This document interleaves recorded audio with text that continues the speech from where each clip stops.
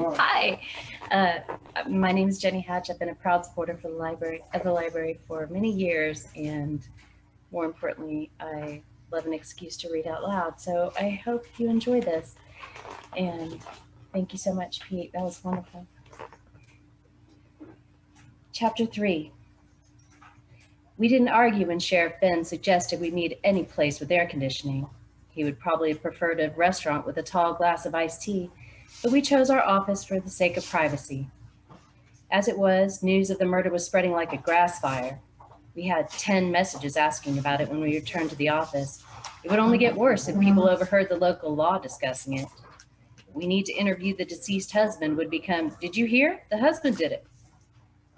Our office is an outpost of the Brewster County Sheriff's Office, which is 80 miles away in Alpine, the county seat. The building is new and shared equally with Terlingua Fire and Emergency Medical Services. They occupy the front side, we bring up the rear. Barney yanked a Dr. Pepper from the refrigerator and collapsed behind his acre of desk. I got a bottle of water for myself and a Coke for Sheriff Ben. Then we pulled up chairs in front of my partner. The sheriff drank a couple of long swallows. "Deputy George, you look done in," he observed. Barney wiped his face with a wet handkerchief and sighed. "That Bates place is a depressing hellhole even without a murder scene thrown in." "Tell me what you got," our boss said. Barney pressed the cold soda can against his neck. The hellhole had nearly killed him.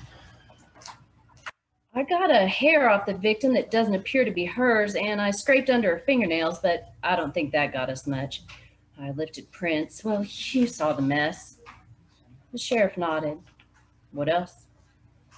Barney glanced at me. "Margarita swept the kitchen, the floor, by both doors, and the front porch. We assumed the killer came in the front because the back door was locked." "I saw the evidence bags," said the sheriff. "Did all that trash come off the floor?"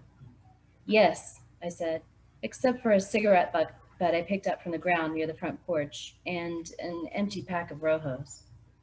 "What'd you get from the kitchen?" "Other than dried food and trash, I got a few hairs and one gold hoop earring." I didn't mention my mother or my suspicions. I wasn't going to steal evidence on her behalf, but I didn't intend to point the finger at her either.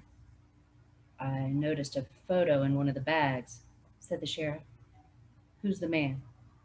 "I've never seen him before," I said. Barney agreed without mentioning his looks or flimsy theory that Norma had an affair gone wrong with him. "It appeared there'd been an awful struggle," said Sheriff Ben. "Yes, we think so," said Barney. "Miss Bates had a few marks on her face and arms as if she was fighting someone off." "Or attacked someone," I said. "She probably started it." Both men looked at me. Finally, the sheriff said, "The coroner will give us more detail." "I took some blood swabs," Barney added, "but I suspect it's all Norma's blood." "Stabbing is personal," said Sheriff Ben, "and is usually a crime of passion. I believe we'll find that someone close to Norma killed her." "We're probably looking for a man," said Barney, "since women aren't as prone to using knives." I wondered where he got that tidbit and hoped it was true.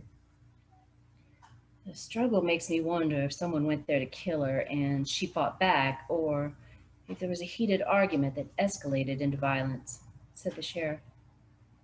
He mentioned that the autopsy would be performed in El Paso and would tell us such things as whether she'd been raped, had sex recently, was pregnant, had been bruised internally, or if the killer had left a clue behind that we couldn't see. "Shouldn't we be looking for her family?" I asked. "I put the Alpine office on that," said the sheriff. "According to Norma's calendar, her husband was in San Antonio this weekend. He probably took the kids." Barney and I exchanged a look. Neither of us had checked her calendar. "Who are the obvious suspects?" asked the sheriff. "Well, there's Stanner, Norma's husband, but he was in San Antonio," I said. "That doesn't rule him out." "Right. Who else? Did she have enemies?" I froze, thinking of my mother. "Well, sir, my mother hated her, and I think I found her earring at the scene. Not only that, I was going to steal it." "Your mother?" The sheriff seemed surprised. Why would your mother hate Norma Bates? Maybe hate is too strong a word, but Mom and 4 members of the board of the medical nonprofit she started had problems with both Norma and Lil Munch, another board member. What kind of problems? Norma and Lil sued them individually and as a whole for mismanagement of the funds and other charges they dreamed up. The thing is, Sheriff, I don't think any of them would kill her. The suit went to mediation and the board got what they wanted. I don't know about the others, but Mom seemed to let it go after that. Barney will have to interview her, of course.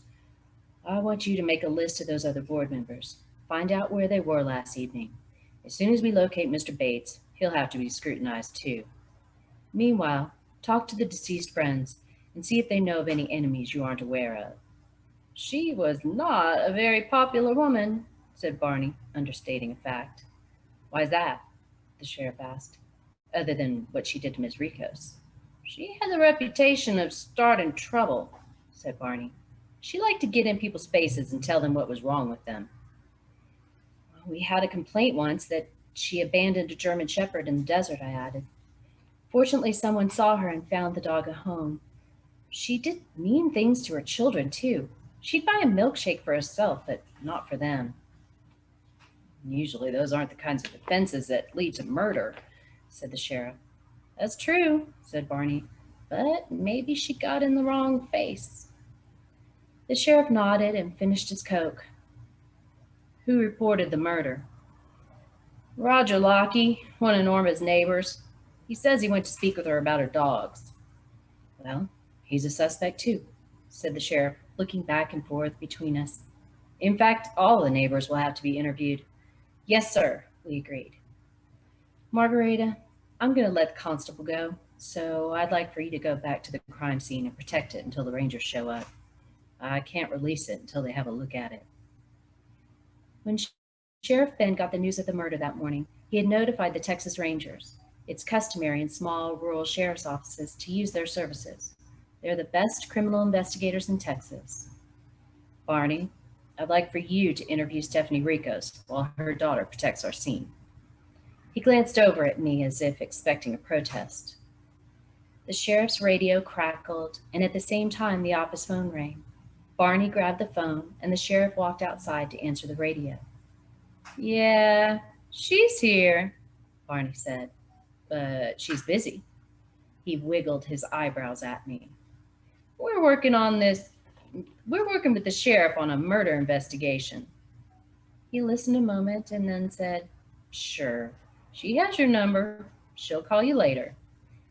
As he spoke, he wrote Jimmy Joe on a message pad, drew a big heart around it, and shoved it at me. I crumpled the paper and threw it into the garbage. When he hung up, Barney said, That's no way to treat a fellow deputy. It'd be different if it was sheriff's office business. The poor old boy is nuts for you, Ricos. It wouldn't hurt you to have dinner with him and let him down gently. I tried that, Barn. He doesn't take no for an answer. Barney sighed. He's got it bad. Then he retrieved the note I had tossed, smoothed it out, and heavily outlined the making it darker and bigger. He held it high, just out of my reach, easy for a towering hulk. Jimmy Joe is creepy, I said. I should never have gone anywhere with him. Why did you? I thought the invitation was a friendly gesture from a fellow deputy, like if you and I went out somewhere. You and I can't go out, Ricos. I'm married, in case you've forgotten. I glared at him. You know what I mean. The door opened and the sheriff stepped inside. Barney winked at me and slowly crushed the heart-encircled note into a tiny ball. Sheriff Ben sat. Mr. Bates and the kids had been located in San Antonio, where he was visiting a publisher about his latest book.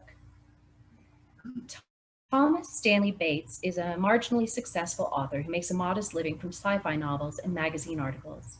He's called Stanner by locals. Even if you don't want to use a nickname, this community will give you one. Family had been informed of the death by the San Antonio Police Department, the sheriff said. In addition to Norma's widower, the surviving family members included 2 sons, 14 and 11 years old, and a daughter who was almost 6. After the meeting, Sheriff Ben said he had to make a couple of phone calls and would meet me at the crime scene in 20 minutes. As soon as the door closed behind him, Barney said, "I wish you'd go talk to old man Lockie after the Rangers get there." I agreed because I knew he and Barney didn't get along. Roger Lockie always described my partner as that big, dumb deputy. Big? Hell yes. Dumb? No. "You better call Shoots back or he'll be down here kicking ass and demanding to know why you haven't." I rolled my eyes at him. Barney called our fellow deputy Shoots just to irritate me. His name is Jimmy Joe Blanks, and I wasn't going to date him no matter what Barney thought, no matter what he nicknamed him. I went to meet Sheriff Ben. When I arrived, he was dismissing the constable with his typical graciousness. Guy barely took the time to shake his hand before he leapt over the door of his convertible Jeep Renegade, started it, crammed it into reverse with a grinding sound, and nearly ran us down in his enthusiasm to get away from there. Sheriff Ben cocked an eyebrow at me, which made me laugh out loud. "The Rangers should be here any time," he said, checking his watch. I had to get back to Alpine. I assured him I would be fine, and he left me alone. Anyway, I had my memories and an overactive imagination for company. For a while, I looked around outside the house, hoping to discover something we'd overlooked. If there was anything, it was probably inside, and I wasn't going in there. The dogs went wild in their pen as I approached. They had food and water, but seemed lonely for human company. "Hey, guys," they whined and wagged their tails in response to my greeting. There were 2 German Shepherds and a Rottweiler Lab mix. Norma ran with the big dogs, I thought, entertaining myself. I stood there a while, wondering about witnesses. There were no close neighbors, but the road that passed the Bates house passed other houses too. Someone might have seen something useful. A nondescript white pickup skidded into the driveway, and when the dust settled, a man in a straw cowboy hat was staring through the windshield at me. He grinned. I waved. "I thought I'd never find this place," he said, as he climbed out of the truck. "Even if this even is the place I'm supposed to be." "Are you the Texas Ranger?" "Yes." "Then this is the place." "It's in the middle of nowhere, huh?" "Well, it has to be the right place since a deputy's guarding it. What are the chances I'd pull up at the wrong house with a deputy standing on the porch?" I thought he talked a lot for a Texas Ranger, but then I didn't actually know any of them. He politely removed his hat and introduced himself as Frank James. He was a professional-looking man, older than me, with short-cropped, dust-colored hair. He wore perfectly pressed jeans, brown leather boots, and a white, crisp-looking dress shirt with a bolo tie. "So, you want to show me the scene?" he asked. No, I sure didn't, but he was a Texas Ranger who had come to help. I thought I should at least be nice to him. When I opened the door, the heat and stench jumped out. Ranger James gave me a look that said he didn't want to go in either. I followed him inside, wondering how many white shirts he went through in a week of crime scene investigations. I gave him a rundown of the evidence we had, which he would take to his lab in Midland. Then I told him I had interviews to do, and we wished each other luck.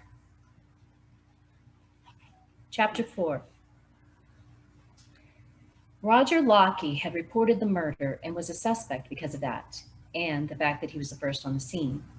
He lived in a rock house less than a quarter mile from the Bates place. Although he was known for his grumpiness, I thought it was just a front, and he didn't scare me. Mr. Lockie opened the door before I had a chance to knock and greeted me.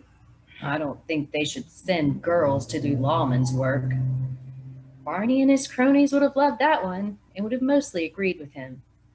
Then, before I could respond, he added, "I didn't call no law." He moved to shut the door in my face. "Good morning to you, too," I said, respectfully removing my hat.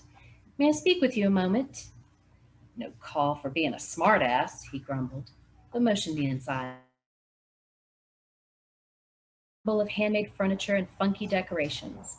There were old movie posters covering the walls, John Wayne and a young Clint Eastwood, and others, nameless to me, from back in the day.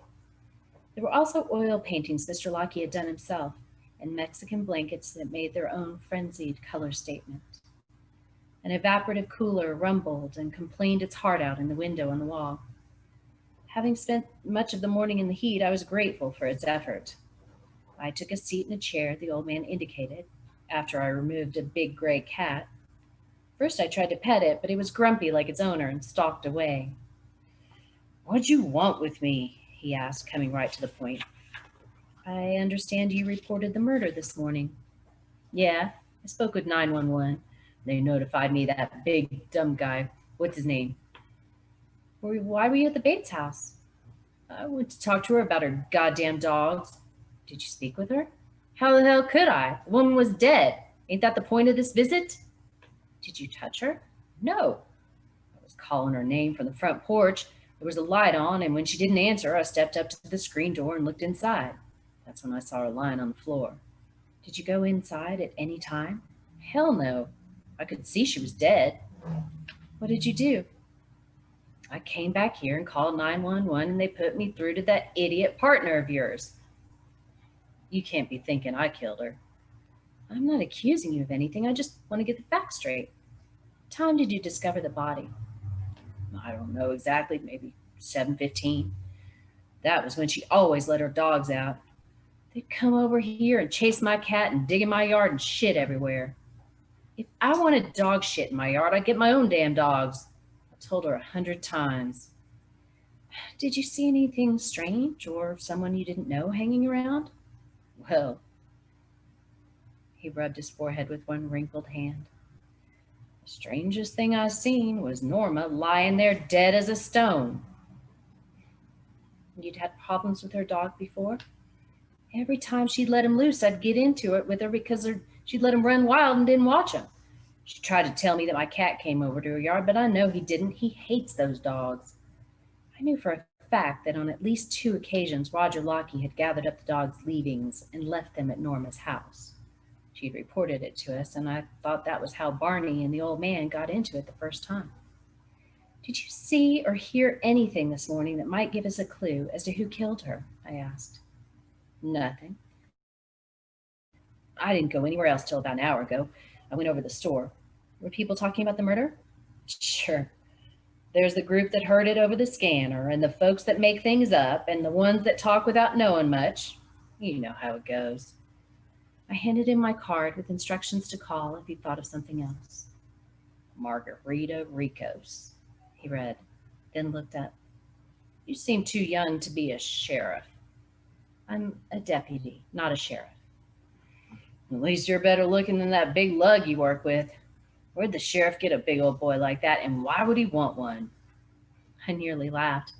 I wondered that too from time to time, although I never would have said it quite that way. "Margarita," Lucky said, mulling it over. "You named after the drink?" He chuckled at his clever self. "How original," I mumbled, like I never heard that one before. He frowned absently and stuffed my card into his shirt pocket. "I like my tequila straight up with lime and salt." "Yeah, me too," I agreed, and got away from there as quickly as I could without seeming unprofessional. From Lockie's house, it was a short trip to the Terlingua ghost town, once an abandoned Cinnabar mining village. It's now home to several restaurants, a gift shop, an art gallery, a bed and breakfast, and homes recreated from abandoned rock structures. It sits high enough on the side of a broad mountain to have one of the area's best vistas, one that encompasses mountains, buttes, hills, odd rock formations, and miles of Chihuahuan desert. There's a frame building that was constructed in the 1930s and housed a company store for the miners. Across the front of its long wooden porch, referred to by locals as the porch.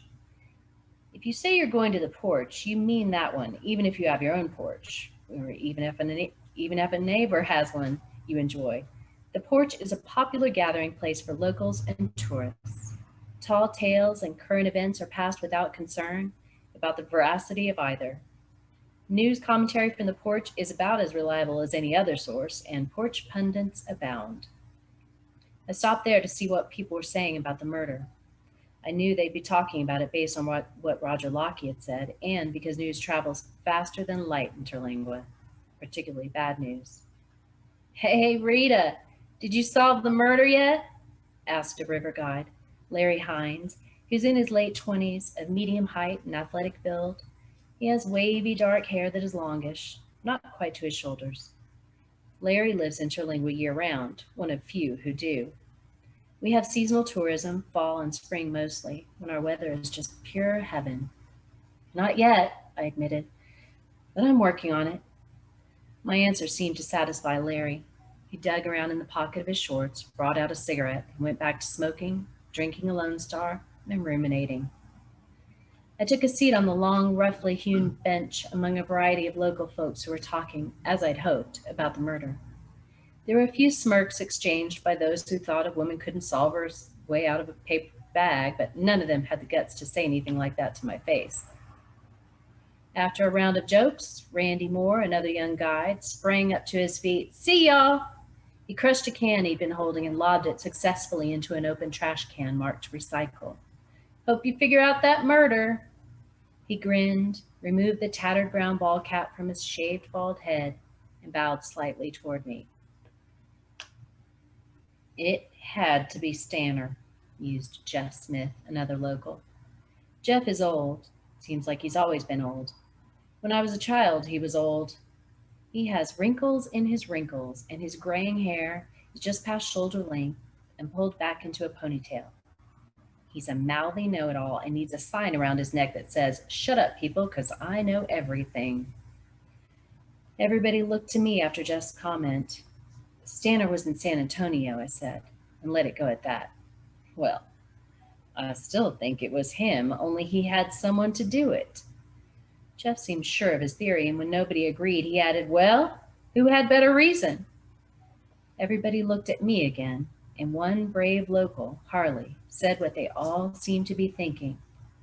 "What about Margarita's mom, Stephanie Rico's?"